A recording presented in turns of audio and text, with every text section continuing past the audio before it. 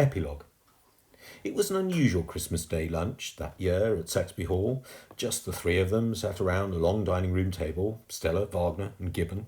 Instead of the traditional turkey with all the trimmings, the ancient butler served up roast hedge. It was very tough and not at all tasty, but it was the thought that counted. As Boxing Day came and went, the girl realised that she needed to face the truth of what was now to become of her. As much as she wanted to stay at Saxby Hall, Stella knew she couldn't look after the whole house on her own. So she reconnected the telephone and called for help. Being still legally a child, those in charge decided that Stella needed to be packed off to an orphanage. Only when she had reached the age of 18 could she officially inherit Saxby Hall. The orphanage was teeming with children who had lost their parents or had never known them. It was home to the poorest of the poor. Despite the best efforts of the kindly matron who ran it, the orphanage was incredibly cramped. Hundreds of children shared one dormitory. They all had to sleep fall to a bed. Baths were just once a month, and there was nowhere they could play outside.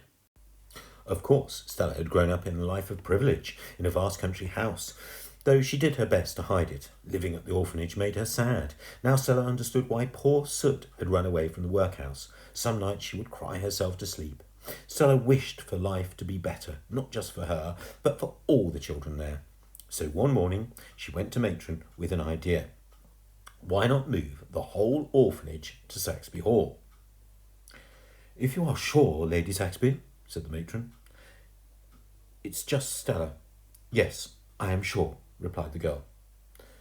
"What use is a huge house like that with no one inside?"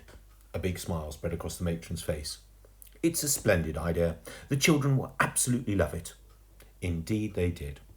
At last all the little ones had their own beds. There was piping hot baths every night. In the summer there were games on the lawn and swimming in the lake. In fact, it always felt like summer at Saxby Hall now. The ancient butler Gibbon kept all the orphans entertained with his antics. Some of the braver children even went for rides on the back of a great Bavarian mountain owl called Wagner. Of course, Stella grew up, but Saxby Hall stayed a home for children. It was the happiest orphanage in the world. Saxby Hall, a home for children.